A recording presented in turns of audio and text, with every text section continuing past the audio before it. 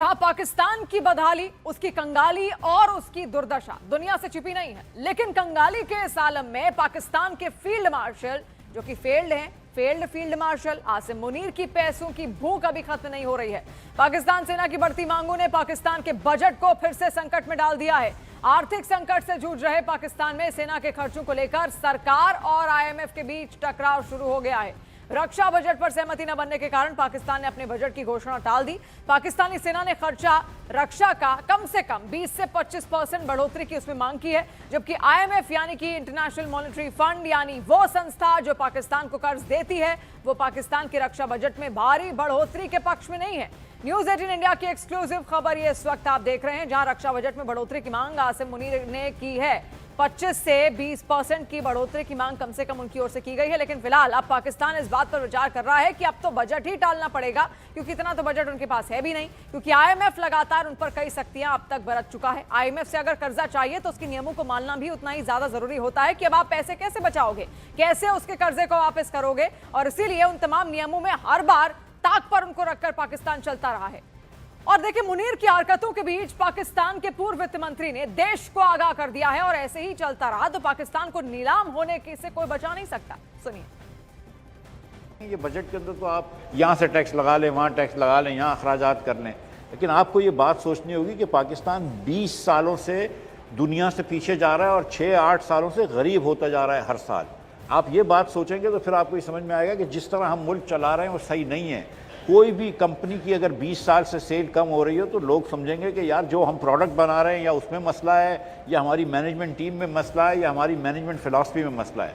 अगर 20 साल से पाकिस्तान जो है वो अबतरी का शिकार है, पाकिस्तान नीचे की तरफ जा रहा है, तो हमको गवर्नेंस का मॉडल चेंज करना पड़ेगा। जिस तरह हम इस मुल्क को गवर्न करते हैं वो गलत है, इसीलिए दुनिया आगे निकल रही है और हम पीछे रह रहे हैं।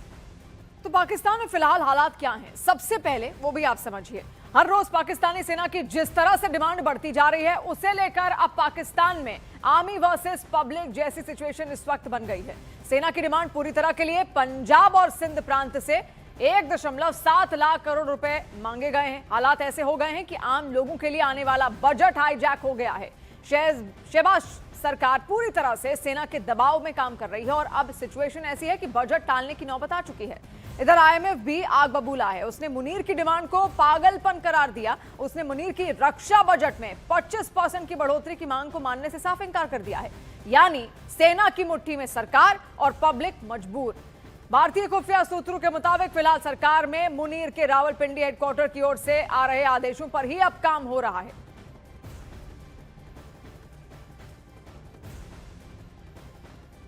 जैसे अभी पंजाब हुकूमत का आप देख लें, क्योंकि हमने सिंध की बहुत बात कर ली, कि एक तरफ आपने शायद 11 अरब रुपए का जहाज़ खरीदा, नंबर भी नहीं बताते, हमारे पैसे हैं भाई, हमारे टैक्स से पैसे हैं, बताओ तो सही कितने का जहाज़ लिया।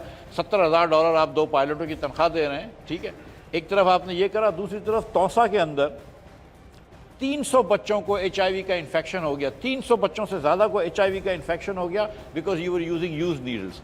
पाकिस्तान में सिंध, पंजाब और चारों सूबों में जिस तेज़ी से वो हेपेटाइटिस बढ़ रहा है, दुनिया में कहीं नहीं बढ़ रहा। आज 70 लाख बच्चा जो है वो सिंध में, और 90 लाख बच्चा जो है वो पंजाब में स्कूल के बाहर है। उसको कोई पूछने वाला नहीं है आप जहाज़ खरीद रहे हैं।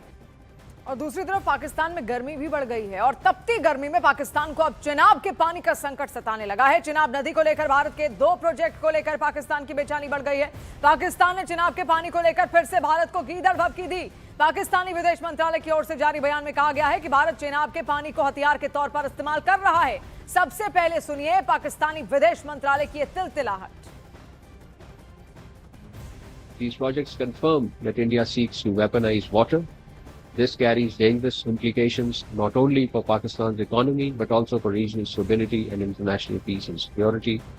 Pakistan has exercised restraint and responsibility, and we remain committed to dialogue. और पाकिस्तान चिनाब को इतना बेचैन है उसको लेकर, इस मसले को लेकर क्या है कि अब वो समझिए आप ये पूरा मसला। असल में न्यूज 18 ने 21 मई को एक रिपोर्ट पब्लिश की थी, जिसमें बताया गया था कि भारत सरकार ने चिनाब नदी पर 2 अहम प्रोजेक्ट पर काम करना शुरू कर दिया है। इनमें पहला प्रोजेक्ट है हिमाचल में चिनाब नदी पर अंतर बेसिन जल मोड़ सुरंग प्रोजेक्ट, और दूसरा प्रोजेक्ट है सलाल बांध पर गाद प्रबंधन क्षमता को बहाल करने वाला प्लान। इन दोनों प्रोजेक्ट्स पर करीब करीब 26,000 करोड़ का खर्च आएगा। ये दोनों प्रोजेक्ट्स भारत सरकार के हैं और चेनाब पर भारत की इसी तैयारी को लेकर पाकिस्तान में हड़कंप मचा हुआ है। पाकिस्तान ये कह रहा है कि चेनाब के पानी को भारत हथियार के तौर पर इस्तेमाल कर रहा है। और वही पीओके यानी कि पाकिस्तान के कब्जे वाले कश्मीर में एक बार फिर से बगावत की आग फैलती हुई दिख रही है। शहबाज शरीफ सरकार की नीतियां और वादा खिलाफी के खिलाफ जेएएसी यानी जम्मू कश्मीर जॉइंट अवामी एक्शन कमेटी ने 9 जून से बेमियादी हड़ताल और आंदोलन का ऐलान कर दिया है। पीओके के नेता और जेएसी के प्रमुख शौकत मीर का यह आरोप है कि 4 अक्टूबर 2025 को हुए मुजफ्फराबाद समझौते में 32 सूत्रीय वादों को पाकिस्तान की सरकार ने अभी तक लागू नहीं किया। यह समझौता पीओके में कई दिनों तक चले हिंसक प्रदर्शनों के बाद पाकिस्तान सरकार, पीओजे के प्रशासन और ज्वाइंट अवामी एक्शन कमेटी के बीच हुआ था। इसमें बिजली और गेहूं पर सब्सिडी जारी रखने, सरकारी ढांचे में सुधार, स्वास्थ्य और शिक्षा सेवाओं को बेहतर बनाने समेत 30 से ज्यादा मांगे थी। अब पीओके के लोगों का यह कहना है कि इस समझौते पर धोखा मिला है, कोई शर्तें लागू नहीं की गई, ना ही मानी गई।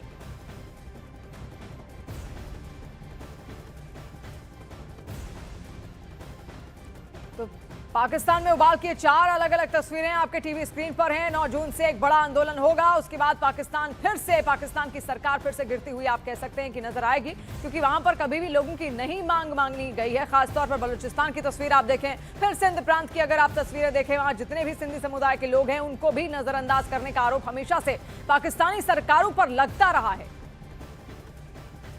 हुकूमत पाकिस्तान और हुकूमत आज़ाद कश्मीर के नुमाइंदगान ने 9 जून की काल को मुलतवी करने का मुतालबा किया, जिस पर जम्मू कश्मीर ज्वाइंट अवामी एक्शन कमेटी ने 9 जून की काल बरकरार रखने का फैसला करते हुए अवामुन्नास से अपील की है कि वो 9 जून की काल के हवाला से तैयारियों को तेज करें। और पीओके में यह आंदोलन ऐसे वक्त में शुरू हो रहा है जब पाकिस्तान पहले ही कई मोर्चों पर घिरा हुआ है। बलूचिस्तान में अलगाववाद और संसाधनों के मुद्दे पर विरोध भड़क रहा है। खैबर पख्तूनख्वा में आतंकवाद और सुरक्षा हालात को लेकर जनता नाराज है। पीओके और गिलगित बाल्टिस्तान में पब्लिक गुस्से में है। इस्लामाबाद, लाहौर, कराची, रावलपिंडी, पेशावर में महंगाई, बेरोजगारी, आर्थिक संकट और राजनीतिक अस्थिरता को लेकर लोग सड़कों पर हैं।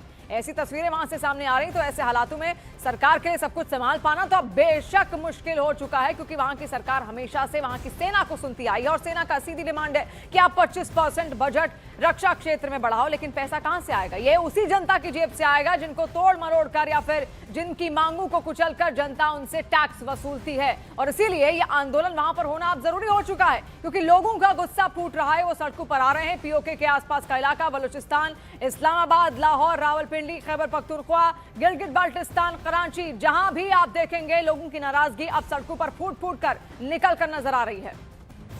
और किन किन मसलों पर पाकिस्तान मुसीबत में इस वक्त घिरा हुआ है वो भी आप देखिए। देखिए, पीओके में बगावत इस वक्त हो रही है। सबसे पहले पीओके में बगावत, फिर बलूचिस्तान में विद्रोह जिस तरीके से हो रहा है, खैबर पख्तूनख्वा में अशांति फैली है, आर्थिक संकट अभी भी पूरे पाकिस्तान में जारी है। इससे कैसे निपटा जाएगा उसका कोई सलूशन पूरे पाकिस्तान के पास इस वक्त नहीं है। इसके अलावा पानी, बिजली का संकट, बढ़ता कर्ज, खाली खजाना, बेकाबू महंगाई, आर्थिक संकट, ये सब कुछ जारी है। और ये सारे विकल्प उसके पास ऐसे हैं जो उसकी सरकार को और ज्यादा गिराते हुए या फिर दबाव में डालते हुए नजर आ रहे हैं, क्योंकि जब भी पैसे की बात आती है पाकिस्तान दूसरे देशों की तरफ देखता है। उसके पास खुद का पैसा निकालने का कोई सोर्स नहीं, कोई जरिया नहीं, या फिर ना ही कोई रणनीति के साथ वो आगे चल पाता है। और दूसरा, वो अपने पड़ोसी मुल्कों से भी कुछ भी नहीं बना पाता। आप देखिए, अगर इस नक्शे में आप देखेंगे, अफगानिस्तान उसका पड़ोसी है, उसके साथ उसकी बनती नहीं। ईरान उसका पड़ोसी है, उसके साथ उसकी बनती नहीं। भारत के साथ वो बनाना चाहता नहीं। जितने भी सहयोगी देश हैं वो और जगहों पर हैं। और इसी वजह से अब बार बार कभी वो अमेरिका का रुख करता है तो कभी चीन का रुख करता है। और इसी वजह से आईएमएफ जब उसको कर्ज देता है तो कई नियम भी लगा देता है, क्योंकि आईएमएफ जानता है कि पाकिस्तान से कर्ज वाले पैसों को वसूलना बेहद मुश्किल काम है। और यही कारण है कि अब अर्थव्यवस्था जब लुढ़क रही है तो सब सड़कों पर उतर रहे हैं। बलूचिस्तान का हाल आपने देखा, बीएलए बलूचिस्तान लिबरेशन आर्मी वहां के जवानों को लगातार टारगेट कर रही है। और पाकिस्तान में इस वक्त हाल बेहाल हो चुका है। कई जवान वहां पर मारे जा चुके हैं, क्योंकि बीएलए आर्मी लगातार एक्टिव है। बीएलए का सीधे तौर पर यह कहना है कि बलूचिस्तानियों की खाल खिलाफत आप कीजिए, उनका भी ध्यान दीजिए, उनके अधिकारों का हनन ना कीजिए। लेकिन अब तक वहां की सरकार ने उनके किसी मुद्दे को सोचा भी नहीं, समझा भी नहीं। और इसलिए पूरा पाकिस्तान अब शहबाज शरीफ के हाथ से निकलता जा रहा है।